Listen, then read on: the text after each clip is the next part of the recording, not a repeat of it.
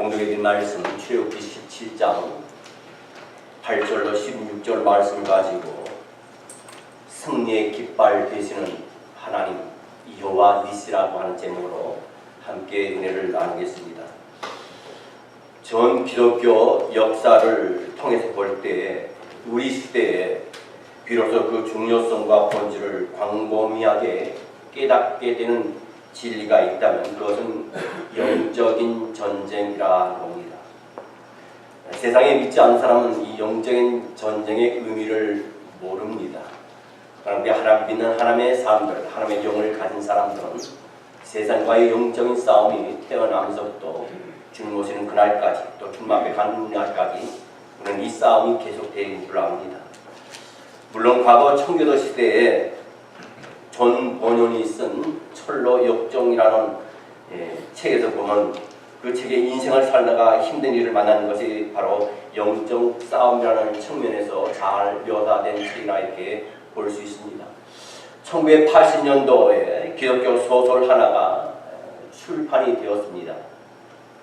이 소설은 당시 현직 목사님이셨던 프랭크 페레티라고 하는 목사님이 쓴 책인데 그 책 제목이 어둠의 권세들이라는 책입니다. 이 책이 출판하자마자 200만 명이라는 어마어마한 베스트셀러로 책이 팔려나갔습니다. 이 책은 특별히 10대들이 그 책을 읽은 후에 기도하면서 삶을 변화시키는 모습들이 여기저기에서 많이 일어납니다. 그 소설의 내용은요, 미국의 작은 마을에 애쉬톤이라고 하는 곳에서 뉴 에이지를 순봉하고 악령을 숭배하는 사람들이 옴니 파운데이션이라는 재단을 중심으로 해서 한 도시를 완전히 장악하고 대학의 캠퍼스를 장악하려는 음모를 꾸미는 일로 시작이 됩니다. 그리고 이런 음모 배후에 루시우스 라파라고 하는 악령 귀신의 존재가 도사리고 있었습니다. 그 도시와 대학이 점점점 이상한 방향으로 가고 있을 때였습니다. 이상한 조짐을 감지한 한 언론인이 자신의 딸이 이 뉴에이지에 빠져들면서 잘못되고 대학의 커리큘럼이 바뀌는 이상한 상황을 보면서 취재를 시작을 합니다. 그는 편집장 마샬 허건으로서 이 취재를 시작하자마자 위험에 직면하게 됩니다. 그것을 본 한 어떤 목사님이 그를 도우려고 했지만 그 목사님마저도 성폭행이라고 하는 전혀 근거 없는 누명을 씌워서 감금을 시켜버렸습니다. 이런 위험한 것을 알아차린 몇몇 중보 기도자들이 그 문제를 놓고 기도하기 시작을 합니다. 그들의 기도와 함께 즉각적으로 텔이라고 하는 이름을 가진 선한 천사의 활동이 시작됩니다. 이 중보자의 기도와 선한 천사 텔의 활동을 통해서 어둠의 영들과 싸우는 치열한 영적 전투가 진행됩니다.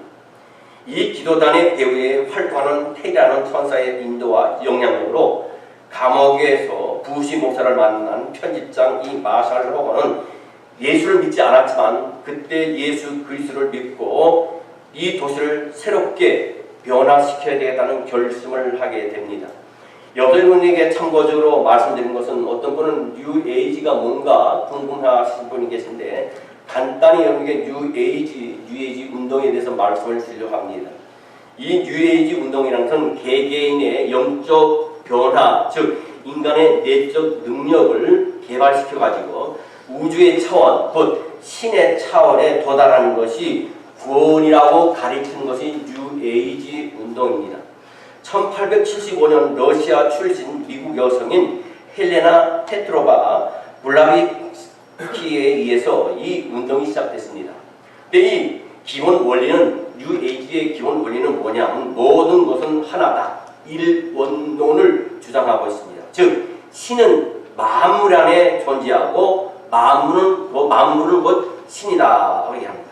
이런 사상은 동양의 종교인 힌두교와 불교의 영향과 심리학에 기반을 둔 것이 바로 이 뉴에이지 운동입니다. 그래서 이 뉴에이지 사상은요 진화론을 바탕으로 있습니다. 기독교와는 완전히 반대입니다. 기독교는 창조론을 바탕으로 하고 있는데 이 뉴에이지 운동은 진화론을 바탕으로 한 과학주의자입니다. 그래서 초월적 하나님을 부인합니다. 전능하신 하나님을 부인합니다. 그노시스주의와 쾌락주의, 인간이 신이라는 인본주의의 이 배경으로부터 한 것으로 이 에이지 운동이 시작되고 반기독교적인 운동으로서 일종의 혼합 종교라 이렇게 말씀을 드릴 수 있습니다.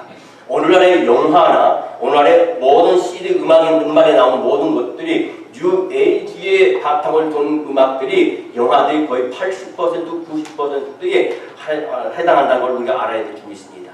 여러분 우리가 잘 아는 여기 어떤 큰 서점에 가게 되면 거기에 음반들이 쫙 있게 되면 제가 봤을 때 거의 90% 이상이 뉴 에이지 운동이고 영화들도 요즘 나온 것이 거의 뉴 에이지 운동에 관한 영화들이 많이 나옵니다. 그래서 모든 사람을 영적으로 흐려놓고 영적으로 넘어뜨리고 쓰러뜨리려 하는 것이 오늘날의 뉴 에이지 운동이고 사탄의 운동이고 영적인 우리들의 싸움이 이제 계속 시작되고 있다는 것을 우리는 명심해야 될 줄 압니다. 여러분 중보 기도자의 기도가 강하면 그들이 승리하고 기도가 약하면 이상하게 어둠의 권세가 다시 도시를 사로잡았습니다. 이런 치열한 영적 전쟁의 스토리를 보여주는 것이 바로 이 책의 내용이었어요. 여러분 오늘 본문의 이스라엘 백성들도 광야를 여행하다 아말렉의 공격을 받게 됩니다. 그리고 전쟁을 치르게 됩니다. 근데 이 전쟁은 어떤 육적인 어떤 무기의 전쟁이 아니라 영적인 전쟁입니다. 바로 기도의 전쟁입니다. 기도로 싸우는 영적 전쟁이 바로 이 이스라엘 백성과 아말렉과의 싸움입니다. 결국 하나님의 도움으로 이스라엘 백성이 극적인 승리를 거두게 됩니다. 그래서 모세는 그 자리에서 제단을 쌓고 그곳의 이름을 여호와 니시, 바로 여호와의 깃발이라고 불렀어요. 그 의미는 승리의 깃발이 되시는 여호와라는 말씀입니다. 여러분 하나님의 백성들에게 또 하나의 하나님의 이름을 이 이스라엘 백성들에게 계시해 준 말씀입니다. 여러분 예수 믿고 구원받는 하나님의 백성으로서 여전히 광야 같은 세상을 지나야 하는 우리들은 때로 사탄의 공격을 통해서 영적인 싸움을 해야 할 때가 참 많이 있습니다. 지금 이 시간 예배를 드린 이 순간에도 영적인 싸움이 계속되고 있습니다. 사단은 할 수만 있으면 믿는 대로 넘어뜨리기 위해서 사단이 하는 것은 이 예배를 방해합니다. 우리의 생각을 뺏어갑니다. 우리의 마음을 뺏어갑니다. 우리의 정신을 뺏어갑니다. 우리는 때로 사탄의 공격을 통해서 영적 싸움을 계속 해야 됩니다. 그럴 때 우리가 어떻게 하면 이 싸움에서 승리할 수 있느냐, 영적 전쟁에서 승리할 수 있느냐, 그 세 가지로 이렇게 말씀드리면서 함께 은혜를 나누기를 원합니다. 첫째로 기도의 손을 올려야 됩니다. 오늘 본문에 묘사된 전쟁은 모세가 손을 올리면 이스라엘이 이기고 손을 내리면 이스라엘이 패배하는 모습이 오늘 성경에 담겨져 있습니다. 성경 출애굽기 17장 11절 말씀에 보게 되면 모세가 손을 들면 이스라엘이 이기고 손을 내리면 아말렉이 이기더니 그랬습니다. 손을 든다는 것은 어떤 것을 의미합니까? 성경은 많은 경우에 손을 드는 것을 기도의 상징으로 사용하고 있습니다. 시편 28편 2절 말씀에 보면요, 내가 주의 지성소를 향하여 나의 손을 들고 주께 부르짖을 때 나의 간구하는 소리를 들으소서 그랬습니다. 이 말씀을 통해서 우리는 손을 드는 행동이 기도의 표시임을 알아야 될 줄 믿습니다. 여러분 우리가 살고 있는 이 시대야말로 손을 들고 기도해야 됩니다. 그러나 기도하기가 쉽지 않습니다. 기도할 수 있는데 왜 염려하십니까?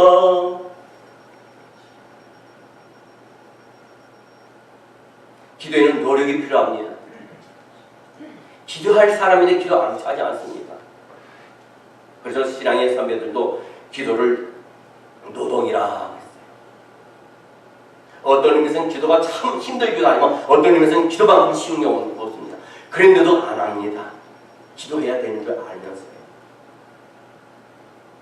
여러분 기도의 세계에 들어가기 위해서는요, 기도를 격려하는 친구들, 동력자가 필요합니다. 모세에게는 아론과 훌이라는 기도의 동력자들이 있었어요. 얼마나 든든했겠습니까? 이런 목회하는 데 있어서도요, 정말 기도하는 동력자가 옆에 있으면요 힘이 생깁니다. 가정에서도요, 부모님이 나를 위해서 기도해 줄 때 그 자녀들은 든든하게 세상에 나가서 살 수 있습니다. 성경 출애굽기 17장 12절 말씀에 보니까요, 모세의 팔이 피곤함에 그들이 돌을 가져다가 모세 아래에 놓아 그가 그 위에 앉게 하고 아론과 홀이 한 사람은 이쪽에서 한 사람은 저쪽에서 모세의 손을 붙들어 올렸더니 그 손이 해가 지도록 내려오지 아니한지라. 여러분의 기도에 동력자가 있으세요? 어려움에 직면하거나 아프기 시켰을 때 그것으로 기도를 나눌 수 있는 기도의 네트워크가 있습니까? 동력자가 있습니까?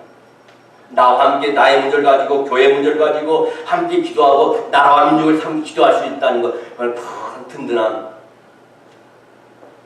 무기인 줄 믿습니다. 여러분, 모세와 아론과 훌이 더불어 기도했습니다. 여러분, 모세가 지도로 나갈 때 할 수만 있으면 모세를 힘들게 하고 어깨 무겁게 하고 팔을 끄집어 내린다면 얼마나 힘들겠습니까? 근데 이 모세와 아론과 훌은 더불어서 기도했습니다. 여러분, 역사학자인 요세푸스에 의하면 아론은 모세의 형이고 훌은 모세의 누인 미디암의 남편으로 인척관계라고 합니다. 이처럼 가족이 기도의 팀이 되어서 가정의 문제를 위해 함께 기도하는 시간을 여러분 가져보시기 바랍니다. 여러분, 하나님은 남편들, 가장들이 한 가정의 문제들을 하나님 앞에 아뢰고 가정을 영적으로 지키는 가정의 제사장이 될 것을 기대하고 계세요. 그럼 하나님의 부음에 여러분들 어떻게 대답하겠습니까? 성경 디모데전서 2장 8절 말씀에 보면 그러므로 각처에서 남자들이 분노와 다툼이 없이 거룩한 손을 들어 기도하기를 원하노라 했습니다. 하나님은 남편이 가정이 기도하기를 원합니다. 그건 뭐냐니까 하나님과 깊은 교감이 있기를 원합니다. 하나님과 대화하기를 원합니다. 하나님이 만나기를 원하십니다. 이 말은 남자들이 각 가정에서 가정의 문제들을 붙들고 솔선해서 기도하라는 말씀입니다. 사람들이 가정과 직장과 미래 그리고 자녀들을 위해서 거룩한 손을 올리고 기도하기 시작하는 가정과 교회에 하나님의 은혜가 넘칠 줄 믿습니다. 아멘. 두 번째로 하나님의 인재를 축복해야 될 줄 믿습니다. 기도할 때 우리가 경험하는 승리는 엄격하게 말하면 단순한 기도의 승리가 아니라 기도를 통해서 함께 하시는 하나님의 능력이라는 사실이에요. 아멘. 모세는 손에 지팡이 잡고 기도했습니다. 출애굽기 17장 9절 말씀에 보게 되면 모세가 여호수아에게 이르되 우리를 위하여 한 사람을 택하여 나가서 아말렉과 싸우라. 내일 내가 하나님의 지팡이를 손에 잡고 산꼭대기에 서리라. 여기에 모세가 잡은 지팡이는 하나님이 함께 하신다는 상징입니다. 또 출애굽기 4장에 보면 하나님이 모세를 애굽으로 보내실 때 지팡이를 잡고 이적을 행하라고 말씀했습니다.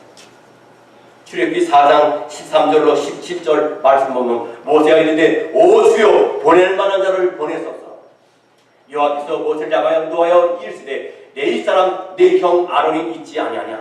그가 말 잘하는 것을 내가 아노라. 그가 너를 만나러 나오나니 그가 너를 볼 때 그의 마음에 기쁨이 있을 것이라.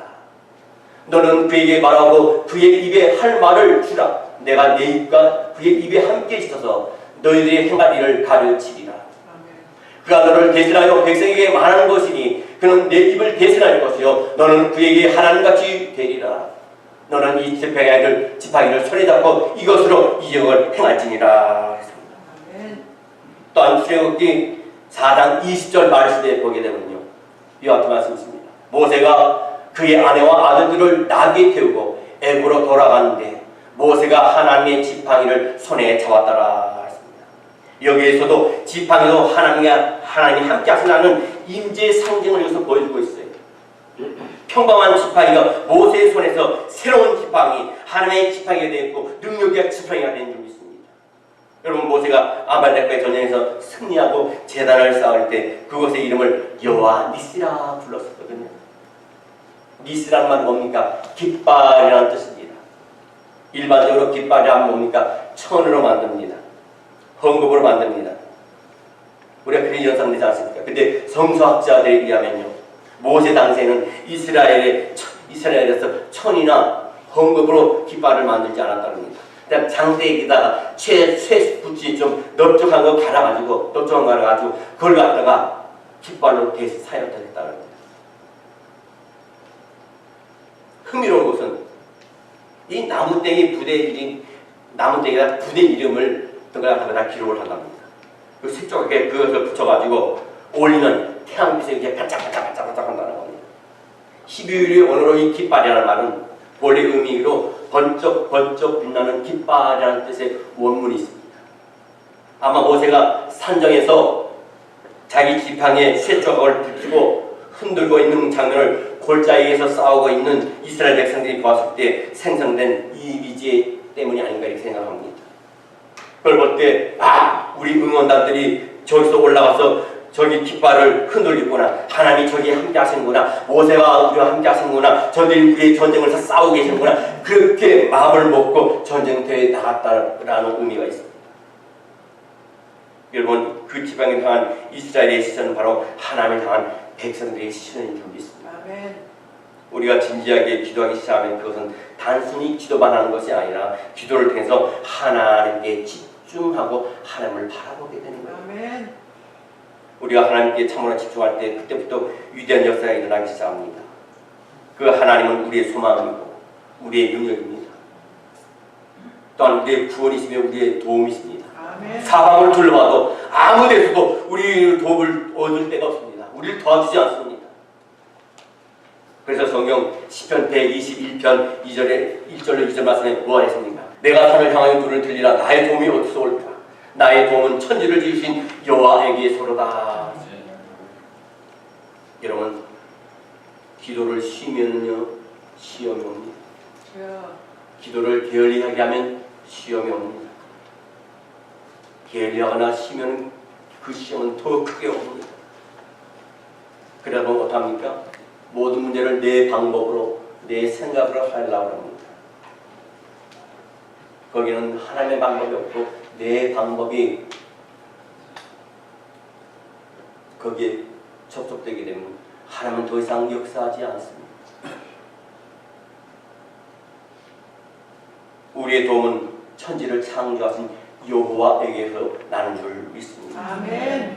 우리의 진정한 도움이신 하나님을 의지하시기를 바랍니다. 아멘. 하나님 우리의 간구와 기도에 응답하시고 우리로 승리하게 해주실 줄 믿습니다.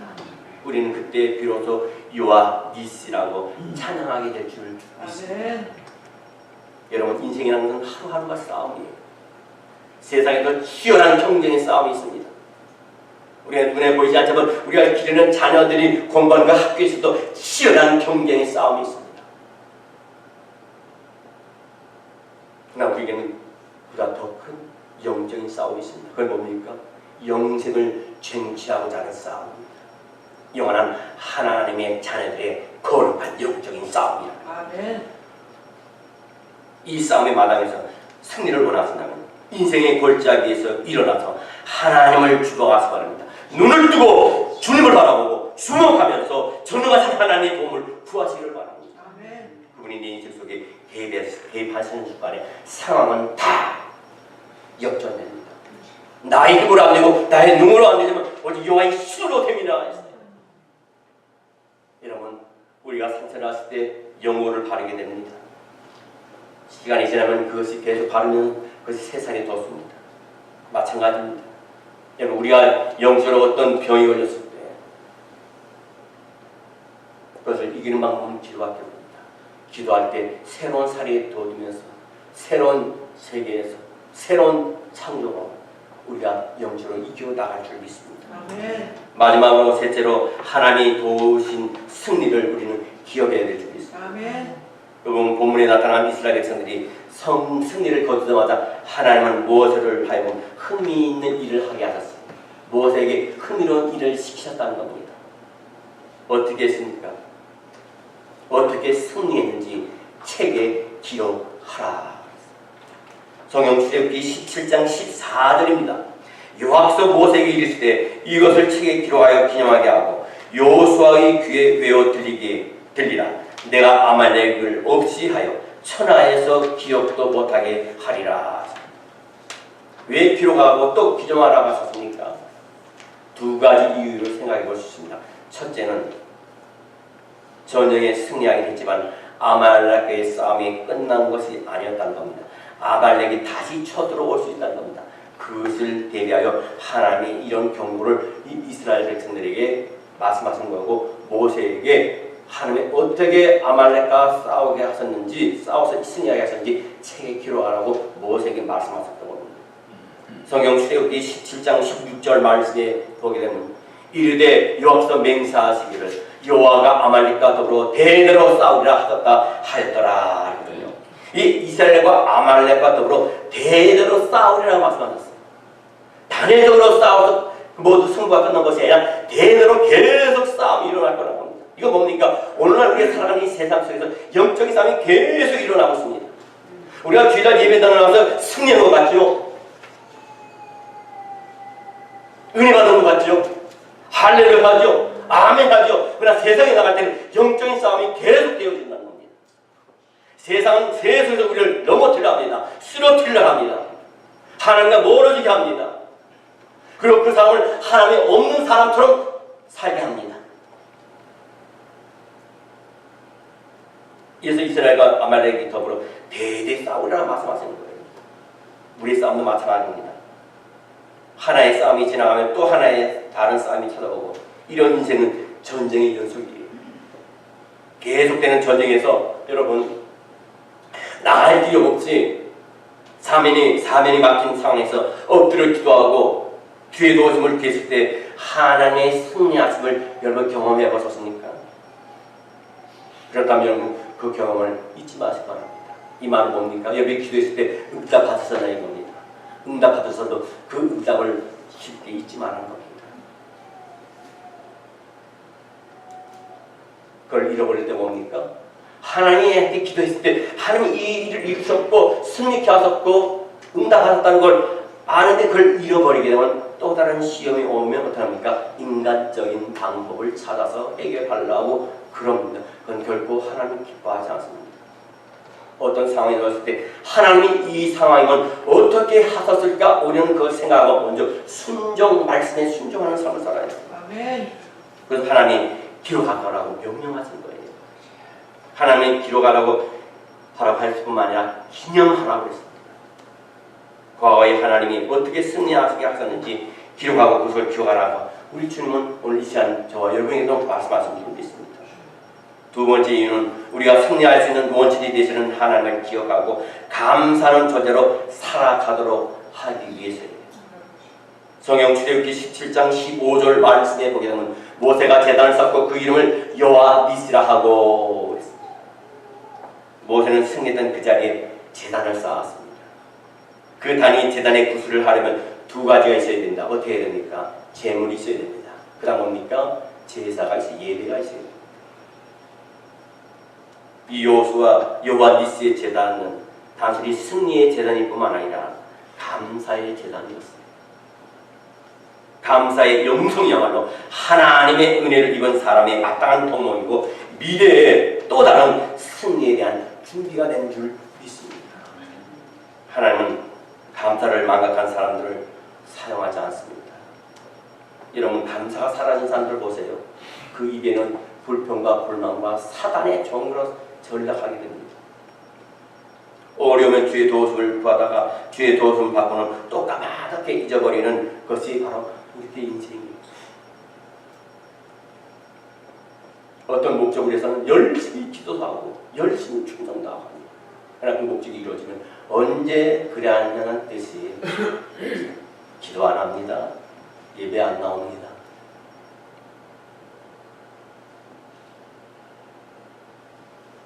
그래서 우리는 과거의 믿음이 중요한 것이가 아니라 현재 나의 신앙이 어느 주소에 있는 현 주소에 있느냐가 중요합니다. 감사 예배는요, 청교도들이 새로운 대륙을 발견하고 개척하게 하신 것을 감사하는 마음에서 드린 예배에서 비롯된 겁니다. 그러다 보니 근원적인 기원은 초막절이에요. 성경에 나타난 초막절이 하나님의 백성들의 전통 속에서 감사절의 중요한 근거가 됐습니다. 여러분, 이스라엘 백성들이 많은 절기들 중에서 매우 성대하게 지키는 최고의 기쁨의 절기가 바로 이 초막절이에요. 이스라엘 사람들은 우리나라의 추석 전후로 해서 이 이스라엘 백성들이 초막절을 지냅니다. 그것을 갖다가 수코트 또는 수카라고 불리는 이 초막절기가 되면 이스라엘 백성들은 집 옆에다가 텐트를 칩니다. 그리고 그 안에 들어가서 차를 먹기도 하고 노래를 하나님을 찬양하기도 하고 성경을 보기도 하고, 이것은 거의 이스라엘 국가적으로 심지어 인류 호텔에서도 호텔 옆에 텐트를 쳐놓습니다.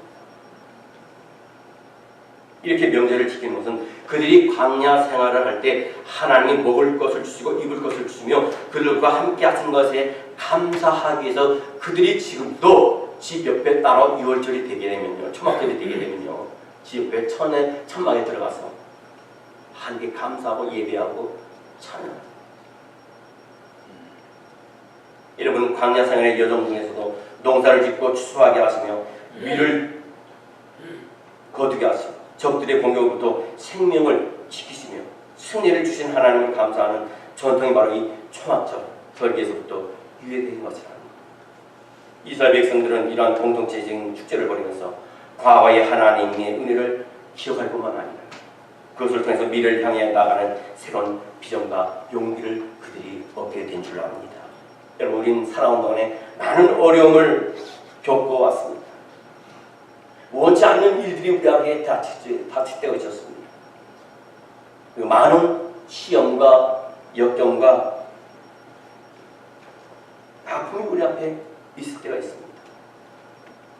그러나 우리가 중요한 것은 우리 과거사 속에서 그럴 때 하나님의 엎드려 기도할 때 하나님이 그 길을 피할 길을 예비해 주실 뿐만 아니라 그것을 능히 이기게 하여 주셨고 또 승리케 하여 주셨고 우리에게 지혜를 주신 것처럼 그것을 잊지 마시길 바랍니다. 이렇게 감사하는 자에게 하나님이 함께 하십니다. 감사로 일어서는 자리는 바로 하나님의 승리를 기정하는 자리인 줄 믿습니다. 주께서 우리의 미래를 열어주시는 자리가 될 줄 믿습니다. 우리의 삶에 기여하시며 다가오시는 요한지시의 하나님을 기억하고 감사하는 여러분이 되시길 바랍니다. 우리의 승리 깃발이 되시는 여호와께서 과거의 우리를 도우신 것처럼 우리의 오늘과 미래도 도와줄 줄 믿습니다. 기도하겠습니다.